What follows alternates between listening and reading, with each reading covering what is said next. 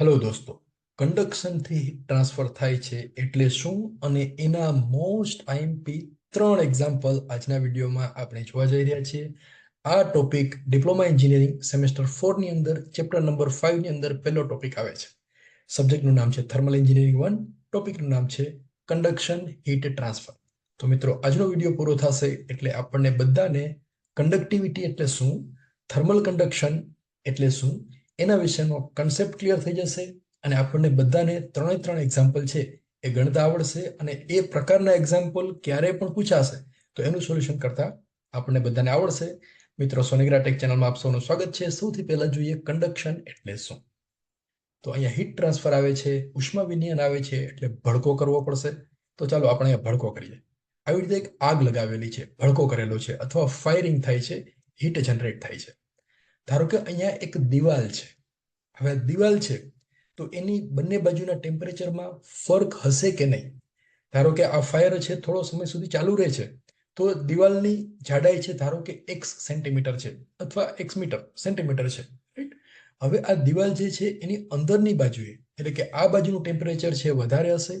ધારો કે એ છે 700 ડિગ્રી સેન્ટીગ્રેડ. તો બહારની બાજુનું ટેમ્પરેચર કેટલું હશે? એના કરતાં વધારે હશે કે ઓછું હશે?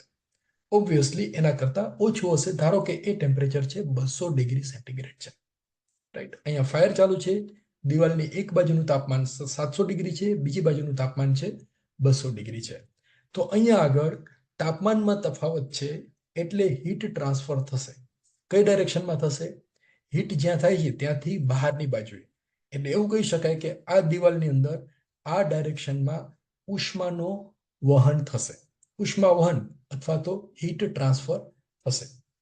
ક્લિયર? આટલું સમજાઈ ગયું બધાને કે અહીંયા હીટ ટ્રાન્સફર થશે. એનું રીઝન શું છે? રીઝન એ છે, એનું કારણ એ છે કે બે વચ્ચે તાપમાનમાં તફાવત છે. તાપમાનમાં તફાવત જેમ વધશે એમ આ હીટ ટ્રાન્સફર વધશે અને તાપમાનમાં તફાવત ઘટશે એમ હીટ ટ્રાન્સફર ઘટશે. બેનું તાપમાન સરખું હશે તો હીટ ટ્રાન્સફર ઝીરો થઈ જશે, હીટ ટ્રાન્સફર થશે નહીં.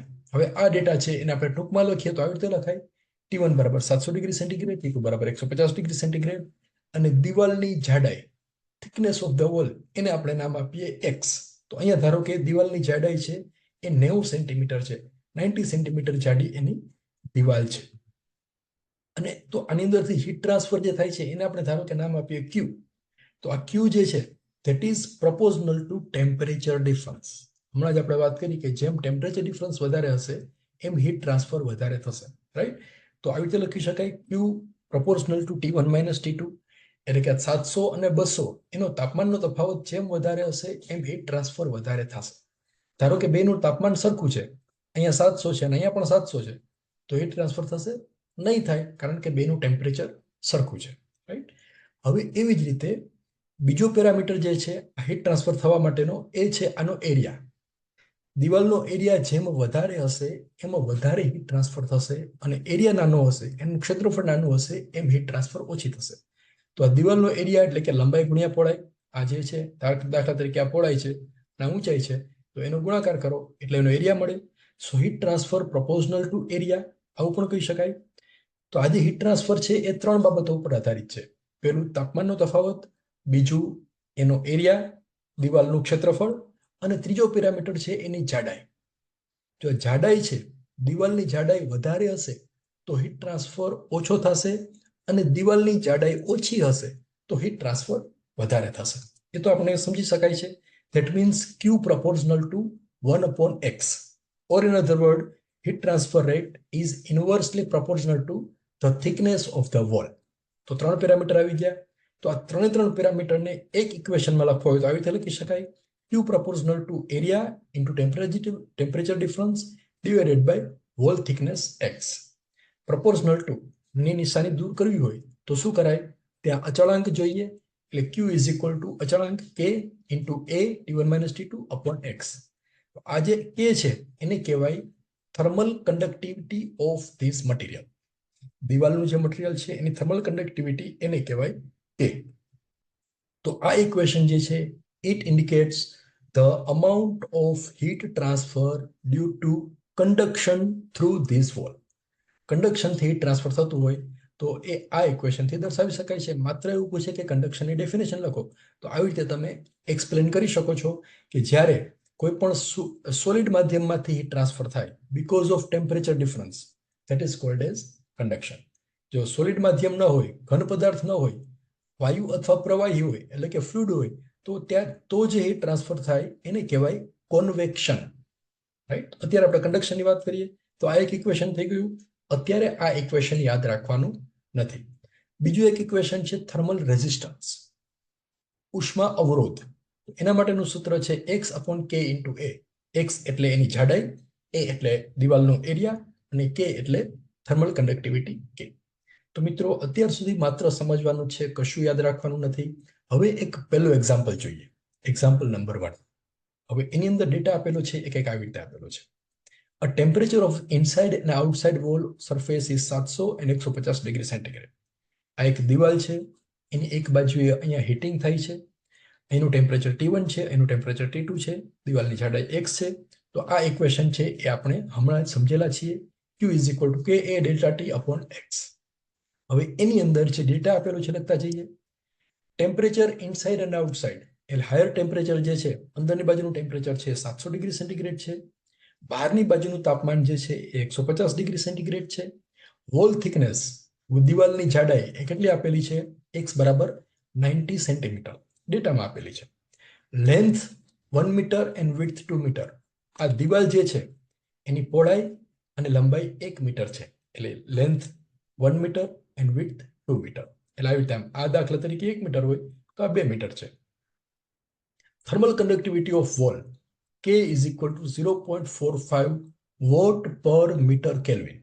તો એની વેલ્યુ પણ અહીંયા આપેલી છે, એની વેલ્યુ આપેલી છે. તો હવે એને ફાઇન્ડ કરવાનું છે heat transfer rate and thermal resistance. તો એ ગણવા માટે સૌથી પહેલા આપણે જે પ્રેક્ટિસ કરીએ છીએ એવી જ રીતે અહીંયા જે યુનિટ છે બધા એક સરખા કરી દેવાના. દાખલા તરીકે x નો યુનિટ છે સેન્ટીમીટર છે, લંબાઈ અને પહોળાઈના યુનિટ મીટર છે. તો સેન્ટીમીટર છે એને મીટરમાં કરવો હોય તો શું કરવાનું? 100 વડે ડિવાઈડ કરી દો. So 90 divided by 100, that is equal to 0.9 metre. તો x બરાબર 0.9 મીટર છે. હવે ઇક્વેશન લખીએ. એરિયા, આ દિવાલનું ક્ષેત્રફળ કેટલું થાય? જો એની લંબાઈ આપેલી છે 1 મીટર, પહોળાઈ આપેલી છે 2 metre. So area of the wall, આ જે દિવાલ છે એનું ક્ષેત્રફળ થશે 1 × 2 એટલે કે 2 મીટર સ્ક્વેર. સિમ્પલ છે, આ તો આપણને બધાને આવડશે. હવે હીટ ટ્રાન્સફર રેટ ફાઇન્ડ કરવો છે Q. તો Q માટેનું સૂત્ર છે KA ΔT/x. K બરાબર આપેલું છે 0.45, એરિયા આપેલો છે 2 મીટર સ્ક્વેર જે આપણે ગણેલો છે. T1 બરાબર 700 ડિગ્રી સેન્ટીગ્રેડ, T2 બરાબર 150 degree centigrade divided by x. x બરાબર અહીંયા આપેલું છે 0.9 મીટર. અહીંયા ભૂલ થવાની સંભાવના છે. અહીંયા T1 અને T2 જે છે એ ડિગ્રી સેન્ટીગ્રેડમાં લો અથવા કેલ્વિનમાં લો, કોઈ ફરક પડશે નહીં, કારણ કે એ તાપમાનનો તફાવત છે. કેટલીક બુકની અંદર એવું આપેલું હોય કે બંને ટેમ્પરેચરને કેલ્વિનમાં કન્વર્ટ કરેલા હોય અને પછી એની વેલ્યુ અહીંયા મૂકેલી હોય તો પણ ચાલશે. આન્સરમાં કોઈ ફરક પડશે નહીં, કારણ કે એ તાપમાનનો તફાવત છે. એ બરાબર મીટર સ્ક્વેરમાં લેવાનું, કે જે આપેલું હોય વોટ પર મીટર કેલ્વિનમાં લેવાનો, અને x ની વેલ્યુ મીટરમાં લેવાની છે. અહીંયા સેન્ટીમીટરમાં આપેલી હશે, પણ અહીંયા આપણે એની વેલ્યુ મીટરમાં લેવાની છે. હવે આ ઇક્વેશનને સાદુરૂપ આપશો એટલે આન્સર આવશે 550 વોટ, 550 વોટ્સ. હવે આનો એકમ વોટ કેવી રીતે આવશે, શા માટે આવશે, એ ડિરાઈવ કરવું હોય તો કરી શકો છો. જો આ બધાના એકમ લખતા જઈએ. 0.45 નો યુનિટ શું છે? Vote per metre kelvin. 2 નો યુનિટ શું છે? Metre square. આ ટેમ્પરેચર ડિફરન્સનો યુનિટ છે કેલ્વિન અથવા ડિગ્રી સેન્ટીગ્રેડ, બે સેમ આવશે. ડિવાઇડેડ બાય થિકનેસ x, એનો યુનિટ છે સેન્ટીમીટર ના બદલે મીટર. આ 0.9 મીટર. જો આ મીટર સ્ક્વેર, મીટર અને મીટર એ બધા ઉડી ગયા, કેલ્વિન કેલ્વિન ગેટ્સ કેન્સલ્ડ, એટલે યુનિટ આવશે વોટ. તો આવી રીતે છે યુનિટ પણ ડેરાઈવ કરી શકો છો, જેથી કરીને ભૂલ થાય નહીં. કદાચ આ k ની વેલ્યુ કિલોવોટ પર મીટર કેલ્વિનમાં આપેલી હોય તો 450 આપેલી હશે, 450 કિલોવોટ પર મીટર કેલ્વિન. તો સોરી 450 નહીં પણ 0.45 × 10⁻³ કિલોવોટ પર મીટર કેલ્વિન આપેલી હશે. તો એમાં ધ્યાન રાખવાનું, અહીંયા વેલ્યુ જે લેવાની છે કેની એ વોટ પર મીટર કેલ્વિનમાં જ લેવાની છે. ત્યાર પછી ફાઇન્ડ કરવાનું છે હીટ ટ્રાન્સફર થર્મલ રેઝિસ્ટન્સ. તો થર્મલ રેઝિસ્ટન્સ માટેનું ઇક્વેશન અહીંયા લખેલું છે x upon k into a. હવે એની અંદર બધી વેલ્યુ મૂકો. x બરાબર 0.9 મીટર, k બરાબર 0.45 અને એરિયા છે એ 2 મીટર સ્ક્વેર આપણે ગણેલો જ છે. તો એને સાદુરૂપ આપશો એટલે આન્સર આવશે 1 કેલ્વિન પર વોટ. તો આ જે યુનિટ છે એ પણ તમે મેળવી શકો છો. અહીંયા બધી વેલ્યુ મૂકી દો. x નો યુનિટ છે મીટરમાં છે, k નો યુનિટ વોટની અંદર છે, વોટ પર મીટર કેલ્વિન અને એરિયાનો યુનિટ છે મીટર સ્ક્વેર છે. તો મીટર, મીટર અને મીટર એ બધા ઉડી ગયા. એકના છેદમાં વોટ પર કેલ્વિન છે, તો ઉપર આવે એટલે કેલ્વિન પર વોટ થઈ જશે. તો આ બે જવાબ તમે લખી દો. ક્વેશ્ચન નંબર Q બરાબર 550 વોટ અને thermal resistance is equal two 1 kelvin પર વોટ, એટલે 7 માર્ક પૂરેપૂરા મળવાની સંભાવના છે. આઈ હોપ આ પ્રોબ્લેમ છે તમને સમજાઈ ગયો હશે. નાઉ એક્ઝામ્પલ નંબર 2. આ પ્રોબ્લેમ જીટીયુની એક્ઝામમાં સમર 2023 ની અંદર 4 માર્ક્સમાં પૂછાયેલો છે. એકદમ સેલો પ્રોબ્લેમ છે. આ ટાઈપનો પ્રોબ્લેમ પૂછાય એટલે સૌથી પહેલા આવી રીતે એક લાઈન ડાયાગ્રામ ડ્રો કરવાનો. આ લાઈન ડાયાગ્રામ ડ્રો કરવો ફરજિયાત નથી, પણ એ ડ્રો કરશો તો આપણને સમજાશે કે આ પ્રોબ્લેમ કેવી રીતે સોલ્વ કરવો. જો પહેલી લાઈનમાં આપેલું છે internal surface of wall is at 900 degree centigrade temperature, એટલે કે આ T1 ટેમ્પરેચર જે છે અંદરની બાજુની સપાટી એનું તાપમાન 900 ડિગ્રી સેન્ટીગ્રેડ છે.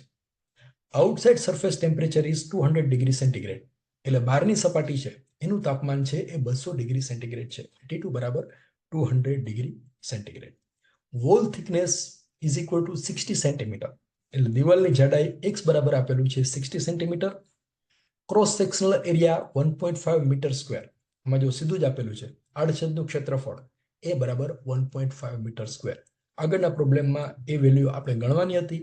અહીંયા સીધી જ આપેલી છે કે દિવાલ જે છે એનું આડછેદ એનું ક્ષેત્રફળ છે જે જ્યાંથી હીટ ટ્રાન્સફર થવાનું છે એ આપેલું છે 1.5 મીટર સ્ક્વેર. થર્મલ કંડક્ટિવિટી કે બરાબર આપેલું છે 0.4 watt per metre kelvin. Find out heat transfer rate of wall. આ દિવાલમાંથી જે હીટ ટ્રાન્સફર થવાનો રેટ છે એ ગણવાનો છે. તો કેવી રીતે ગણીશું? સૌથી પહેલા x ની વેલ્યુ જે 60 સેન્ટીમીટરમાં છે એને મીટરમાં કન્વર્ટ કરો, એટલે 60 સેન્ટીમીટર ડિવાઇડેડ બાય 100, કારણ કે 100 સેન્ટીમીટર બરાબર 1 મીટર થાય, તો એના બરાબર આવશે 0.6 મીટર. x બરાબર 0.6 લઈ અને આ ઇક્વેશન જે છે એમાં વેલ્યુ મૂકવાની. ઇક્વેશન છે q is equal two ka delta t upon x. હવે આ ઇક્વેશન આપણને યાદ રહી જશે. બધી વેલ્યુ મૂકો. k બરાબર 0.4 watt per metre kelvin, area બરાબર 1.5 metre square into T1 900, T2 200 and x is equal to 0.6 જો અહીંયા આપેલું છે. આને સાદુરૂપ આપશો એટલે આન્સર આવશે 700 વોટ. આ વોટ વાળું યુનિટ છે પણ રફલી મેળવી લેવાનું. 0.4 નો એકમ છે વોટ પર મીટર કેલ્વિન, 1.5 નો એકમ છે મીટર સ્ક્વેર, આ ટેમ્પરેચર ડિફરન્સ એનો એકમ છે કેલ્વિન અને x નો યુનિટ છે મીટર. તો જો metre square, metre metre, kelvin અને કેલ્વિન ઉડી ગયા એટલે આન્સર જે છે એનો યુનિટ આવશે વોટ. તો આ પ્રોબ્લેમની અંદર 4 માર્ક્સમાં માત્ર આટલું પૂછાયેલું છે. વિધિન 1 or 2 મિનિટ આ પ્રોબ્લેમ છે એ આપણે ગણી શકશું. હવે આની અંદર ધારો કે આ જ પ્રોબ્લેમમાં થર્મલ રેઝિસ્ટન્સ પૂછાયેલો હોય તો શું કરીશું? એક સ્ટેપ આગળ આવશે. એક્ઝામમાં આટલું જ પૂછાયેલું છે, આપણે થોડું વધારે શીખીએ, થર્મલ રેઝિસ્ટન્સ શીખીએ. તો થર્મલ રેઝિસ્ટન્સ માટેનું સૂત્ર છે x upon ka. x બરાબર 0.6, k બરાબર 0.4 અને એરિયા આપેલો છે 1.5 મીટર સ્ક્વેર. હવે એને સાદુરૂપ આપો એટલે આન્સર આવશે 1 કેલ્વિન પર વોટ. તો આ જે એકમ છે એ પણ મેળવી શકો છો. x બરાબર મીટર, k બરાબર વોટ પર મીટર કેલ્વિન અને a બરાબર મીટર સ્ક્વેર. તો મીટર મીટર બધા ઉડી ગયા. કેલ્વિન પર વોટ ઇઝ ધ આન્સર. તો આ પ્રોબ્લેમ જે છે આટલા સ્ટેપ, માત્ર એક સ્ટેપ લખો એટલે 4 માર્ક છે એ આવી શકે છે. હવે ત્રીજો અને છેલ્લો પ્રોબ્લેમ એ તમારે જાતે ગણવાનો છે. અહીંયા વિડીયો સ્ટોપ કરી દો અને આ પ્રોબ્લેમ છે એનું સોલ્યુશન તમે જાતે કરો. પછી ચેક કરો કે તમારો આન્સર આના પ્રમાણે આવે છે કે નહીં. ડેટા વાંચીએ. Temperature of inside and outside wall surface is 1000 degree centigrade and 200 degree centigrade. આ એક દિવાલ આપેલી છે, એની અંદરનું તાપમાન જે છે જ્યાં આગળ હીટિંગ થાય છે એ 1000 ડિગ્રી સેન્ટીગ્રેડ છે અને બહારનું તાપમાન T2 બરાબર આપેલું છે 200 degree centigrade.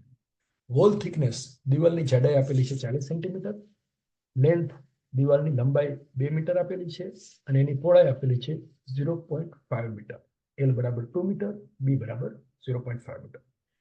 Thermal conductivity K is equal to 0.45 watts per metre kelvin આપેલું છે. And find out thermal resistance and heat transfer rate.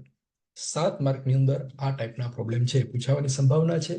તો સૌથી પહેલા x ની વેલ્યુ જે સેન્ટીમીટરમાં આપેલી છે એ સેન્ટીમીટરને મીટરમાં કન્વર્ટ કરો.